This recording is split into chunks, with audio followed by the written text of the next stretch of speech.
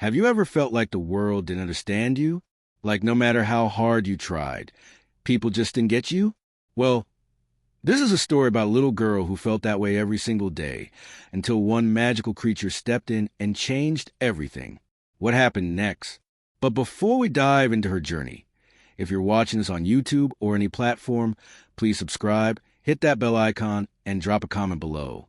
Let us know where you're watching from. We'd love to hear your thoughts as we go through this emotional, unforgettable tale.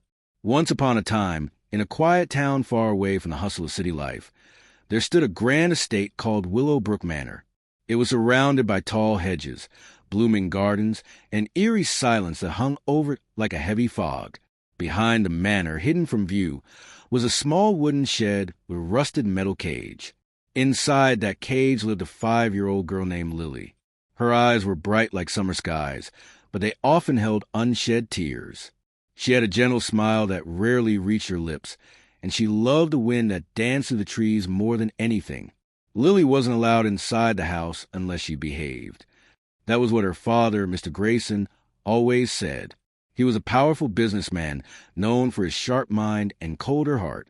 He couldn't accept that Lily saw the world differently, that she flapped her hands when excited, rocked back and forth when overwhelmed, and sometimes hummed softly to herself instead of speaking. To him, those were signs of weakness, not wonder. Mrs. Thompson, the kind-hearted housekeeper, brought Lily meals every day. She never looked her in the eye when placing the tray through the slot in the cage door. Lily could feel Mrs. Thompson's sadness, her fear, and the guilt she carried for not standing up to Mr. Grayson. But what no one noticed, not even Mr. Grayson, was a white horse that watched from a nearby stable. His name was Starlight, and he had deep, knowing eyes. Every time Lily cried, Starlight would come closer to the fence.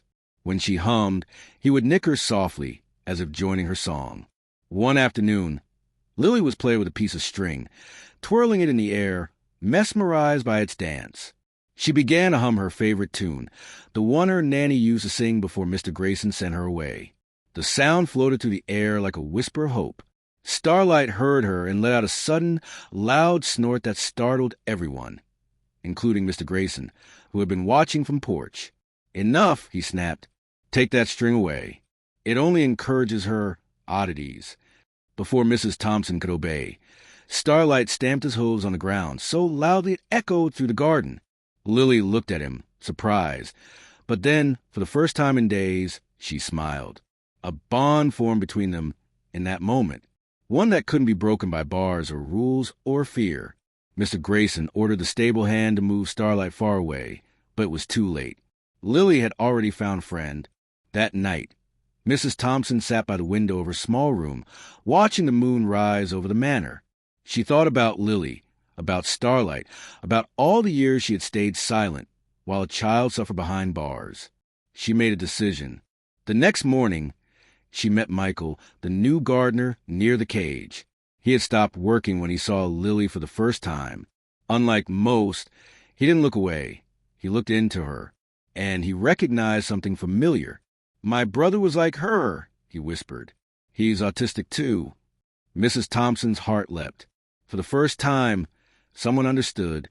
Michael started leaving small gifts near the cage, a feather, a smooth stone, a leaf shaped like a heart. Lily collected them carefully, arranging them in patterns only she understood. "She's not strange," Michael told Mrs. Thompson. "She's just different, and different isn't bad." Days passed, and Mr. Grayson prepared for a big dinner party with the mayor and his wife. He wanted Lily hidden away again, locked up so no one would see her rocking or humming. But fate had other plans. That night, under cover of darkness, Mrs. Thompson did something unthinkable. She unlocked the cage. Just a little. She didn't open it fully, but she left the possibility there. Lily stared at her, eyes wide, but didn't move toward the opening. Instead, she began to hum again. And like magic, Starlight appeared at the fence. Lily reached her hand through the bars. Her fingers trembled in the cool night air. Then came the sound of footsteps from the house. Edward returned to his study, unaware of what almost happened. Mrs. Thompson relocked the cage. "Tomorrow," she whispered. "Tomorrow will be better." The next morning, a red car pulled up to the gates of Willowbrook Manor. It was Helen, Lily's aunt, a therapist who worked with children like Lily. Mr. Grayson hadn't spoken to her since Lily's diagnosis. Helen got out of the car and scanned the property. Something was off. And when she heard Lily clapping rhythmically and Starlight responding with a loud neigh, her heart dropped. She followed the sound. A gust of wind tore away part of the canvas, covering the cage. There, behind bars, was her niece. "No," Helen whispered. Mr. Grayson tried to explain. "She needs discipline," he said. Helen's voice shook with fury. "You've locked her up like an animal." Michael and Mrs. Thompson stood silently, watching. Then Lily turned and looked at Helen. No fear, no panic, just recognition. She reached through the bars. Helen touched her fingers. "It's over," Helen declared. "Either you change or I tell the world what you've done." For the first time in his life, Mr. Grayson had no words. Slowly, things began to shift. The cage was opened. Lily didn't run out right away. She needed time, so Helen waited. Michael brought Starlight close. And finally, after hours of patience, Lily stepped onto the soft grass. She touched Starlight's nose and smiled. Mr. Grayson watched from a distance. Something inside him cracked. Not anger, not shame, recognition. His daughter was not broken. She was beautiful. The dinner with the mayor went ahead. Lily was there. She hummed during dessert. She rocked gently in her chair. No one stopped her. And when the mayor spoke about building a center for neurodiverse children, Mr. Grayson surprised everyone, including himself. "I'll help," he said. "I want to build it here." Months passed. The cage was gone. In its place stood a sensory garden, full of colors, textures, and sound designed for children like Lily.